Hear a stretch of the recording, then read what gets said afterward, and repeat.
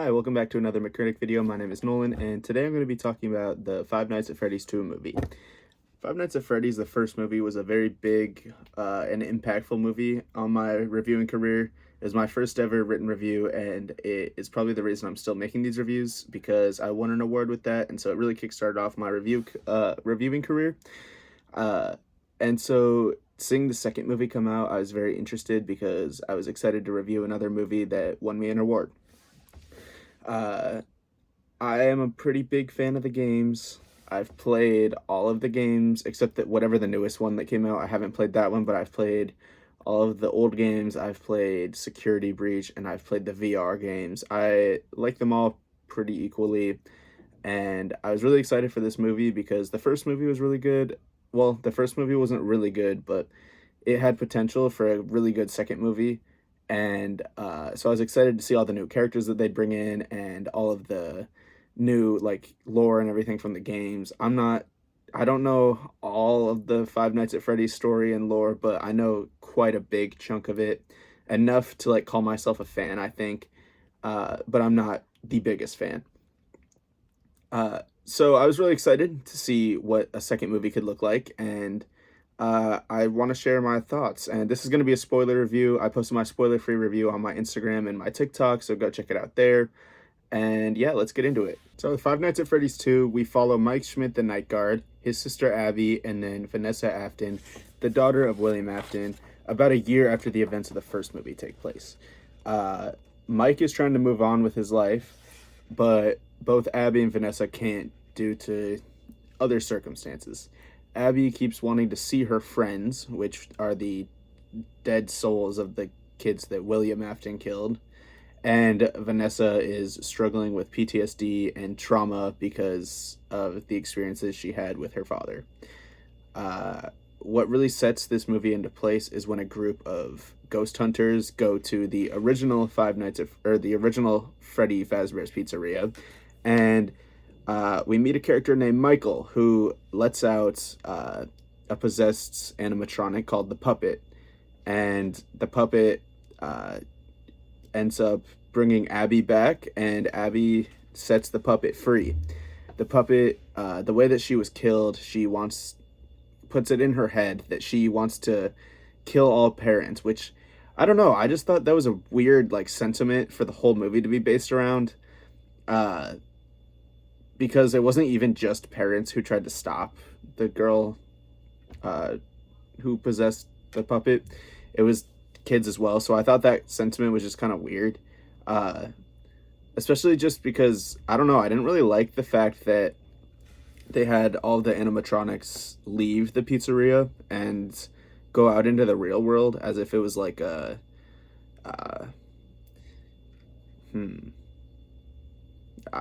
I don't know. It felt really weird. I didn't really like the fact that the animatronics were out roaming around in the real world. It just felt like it wouldn't happen in the game, so why is it happening here? That's how I felt about it. But the animatronics themselves were really cool. Seeing the new Toy Freddy, Toy Chica, and Toy Bonnie, Toy Bonnie, that was really cool. Seeing Mangle, which is Toy Foxy, that was really cool as well. Mangle wasn't used very well. I think they may mention the name Mangle maybe once, but they do call her Foxy in the movie, which I don't know, that it makes sense, but like to people who didn't really play the games, they're not going to know that that's a different character than Foxy, I guess. But it was still, I don't really care. So yeah, after the animatronics all get out and Abby is with Chica, Abby's under the impression that these are all her friends, not the spirit who possesses the puppet. Abby doesn't know who the puppet is. She's just being influenced by the puppet to get her way. So Abby lets all these animatronics out, and they all start trying to kill people, and they end up killing Abby's teacher. And Mike and Vanessa are trying to shut everything down and get a hold of Abby so that they can save her. From this point, I thought it was really cool having Mike in the Five Nights at Freddy's 2 office with all the withered prototype animatronics, like the core four, the Freddy, Bonnie, Chica, and Foxy. was really cool, especially when he sees the giant Freddy mask that's in the game that you use to get rid of him because there's no door. He made a comment and he was like, "There's no door here. Why is there no door?" And which obviously I think is funny because there's no door in the second movie or the second game, and so the fact that he made a comment about that in the second movie was really funny. But he sees the mask, he puts it on, and then the animatronics think that he's another one just like them, so they leave him alone, except for Foxy, which is also how the game is, which I thought was cool. I thought it was cool that Foxy doesn't get fooled by the mask in the video game, so Foxy didn't get fooled in the movie either. Just small details like that make it feel like cool fan service to someone who's played the games. There were a lot of Easter eggs as well, like when Mike is in the office, he is looking down the hallway that's dark and he flashes his flashlight, and when the camera pans, you can, for a split second, you can see Shadow Bonnie, which is another Easter egg in the game. I thought that was really cool just because it was literally a blink and you miss it moment, but people in my theater also noticed it and they pointed it out. I assume I was in a theater with a lot of fans because they recognized a lot of the references. There was one point where there's the night guard, Mike, he's holding a Freddy plushie and he squeezes it and he's like, "Oh, maybe you don't want this," because it plays the audio. I'm going to play it right here. That audio. And yeah, I thought that was funny. It's just like, I don't know, stuff like that. One of the Easter eggs or references that I did not really like because it just felt corny and made me like facepalm was when Mike was hacking into the mainframe or whatever. He was hacking into the computers and it said, the computer said security breach on it, which was obviously a nod to the game security breach. And I don't know, I just thought that was like, I'm fine with the Shadow Bonnie and the references, but I don't know. Just outright on the screen saying security breach was a little too far for me and felt a little too forced. Because the other ones felt like they were included in the movie very smoothly, but that just felt like they wanted to say the word security breach, so they put it in there. All right, so after Mike and Vanessa find Abby and they find her at Mike's house, and by that point, Abby has been possessed by the the puppet spirit, and they use the music box, which is also from the game, to get Abby out of that trance. And at that point, all of the toy animatronics show up, and Mike has an idea that in order to stop the toy animatronics and to stop the puppet, that he needs to use the power of friendship from the animatronics from the first movie. So he goes back to the other location and asks if any of the kids trapped inside of the robots are still there, and if their spirits are still there, and if they are, they need to come help him. And so they end up showing up. It kind of felt like almost like an Avengers Endgame, like a Portal scene from that, where the robots end up showing up one by one and killing the new toy robots, which I thought that was weird to take place in Mike's house. If that would have happened in like the actual like Freddy's Pizzeria place, that would have been a lot cooler, but they had it take place in Mike's house. And from there, Michael, the guy who different than Mike Schmidt, different than the main character, Michael, who I knew from the start was going to be Michael Afton, because, I don't know, you don't have two Freddy's night guards both named Mike or Michael without one of them being Michael Afton. So I knew that it was going to be Michael Afton. It wasn't really a surprise to me. He found that the animatronics were at Mike Schmidt's house and walks in and has this whole monologue with Vanessa about why he's evil and that she needs to join him. And that, I don't know, it was a choice. It wasn't a bad choice, I don't think, but it was a choice. I might be wrong about this, but to my knowledge, Mike Schmidt and Michael Afton are the same person in the game. So that's just kind of why I thought it was a little weird, but it's whatever. If Michael Afton just ends up being the Nepo baby of William Afton and that's the rest of the movies, that would be kind of weird, and I wouldn't really like that, but I think maybe for one more movie they could do that. But from there, Michael Afton, I think he just walks out. And he gets hit by Mike Schmidt's friend, Jeremiah, but I don't really remember exactly what happens from there. I kind of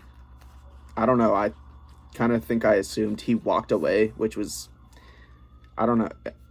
some choices they make in this movie with the plot were just very weird and odd.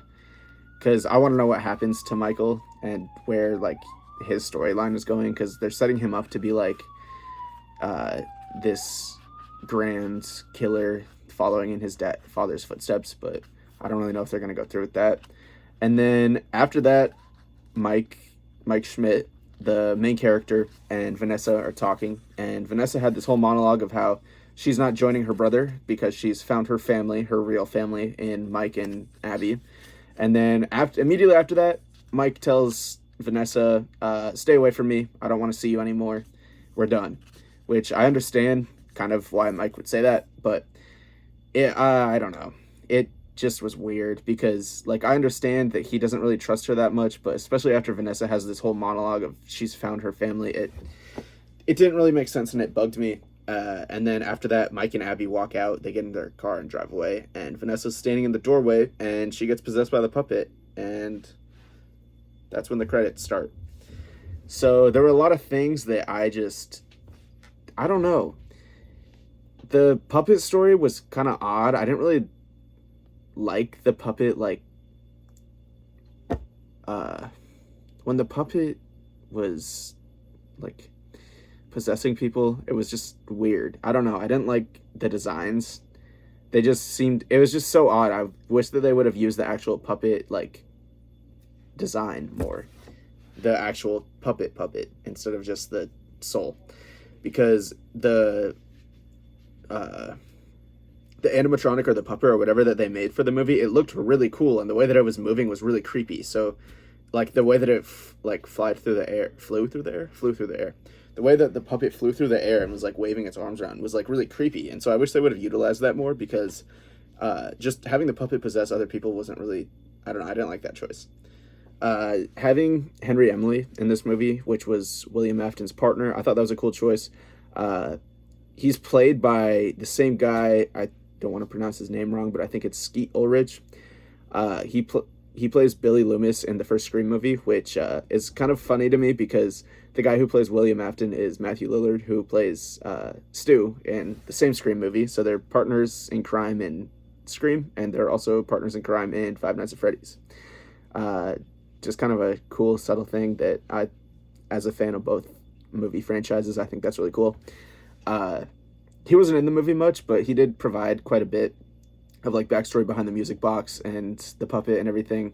He was cool. I liked his inclusion. I hope he's in the third movie and that they utilize him more. So yeah, from there we end with possessed Vanessa, and the post-credit scene starts.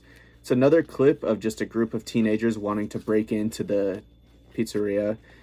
At this point, we've had like 5 of those scenes in the 2 movies, and I'm just like so tired of that because, yeah, I understand wanting to break into a broken building is really cool, and it's done a lot in movies, but like, you've done it too many times, and it's so cliche that, like, I don't know, without the reveal of Springtrap, I would have been like pretty angry with this post-credit scene, because I thought for a minute that they just weren't going to show Springtrap, but they ended up doing it at the very end. He was really cool. His design is really cool, and it gives me a lot of hope for the third movie. I think I'm fine with having 2 meh movies if the third one's really good. And so I kind of want to talk about my hopes and like wishes for the third movie now. I really hope that the third movie is focused purely on Mike Schmidt and William Afton, which is Springtrap. I really hope that like Vanessa and Michael Afton and Abby, their storylines kind of just get sidelined, because Abby, her storyline with the dead kids is kind of wrapped up now after this movie. So I really don't think that she needs to be super involved in the third movie. I really just hope that the third movie ends up being Mike Schmidt ends up running back into Springtrap, and Springtrap is out for him. And I want to see a lot of William Afton flashbacks. I almost want Matthew Lillard to be the star of Five Nights at Freddy's 3. I hope that it shows a lot of flashbacks of him as William Afton while he's still alive, and then Springtrap is the main villain of the movie, targeting Mike Schmidt because he's the one who got him killed, and he's the one who kind of took his daughter away from him and kind of made her a good guy. So I really hope that the third movie is just like a all-out brawl and battle of Springtrap versus Mike Schmidt, And I don't know exactly how you would do the fourth movie from there, but I just really want the third movie to be cool because I think Springtrap is such a cool character, and they did really well on his design, and they did really well with all the set designs and all the designs of the animatronics of this movie.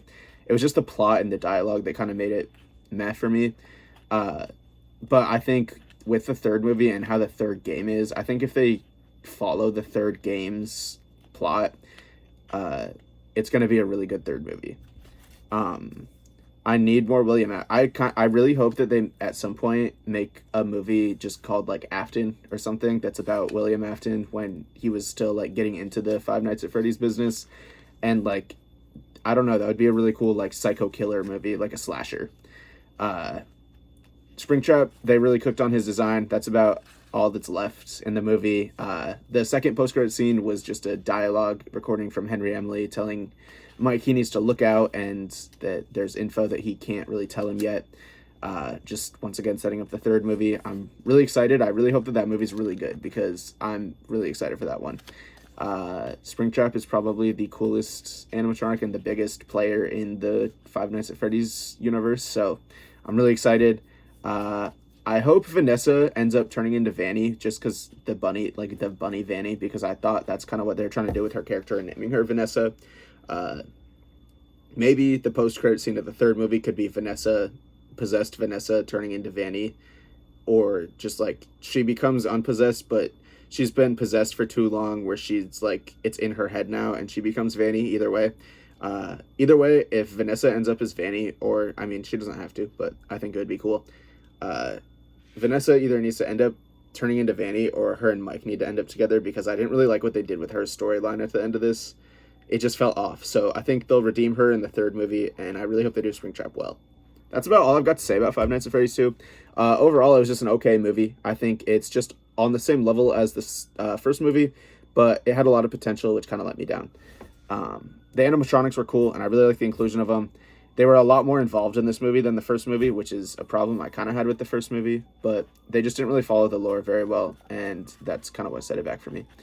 Thank you for clicking on a McCritic video. Please subscribe to see more, and I'm going to be doing a Stranger Things review when the season comes out at the beginning of 2026, so that'll probably be my first video of the year. It probably will be my next video, except I might make an Avatar 3 review. So look out for that. Look out for my Stranger Things review, and have a good rest of your day. Thanks for clicking on the video.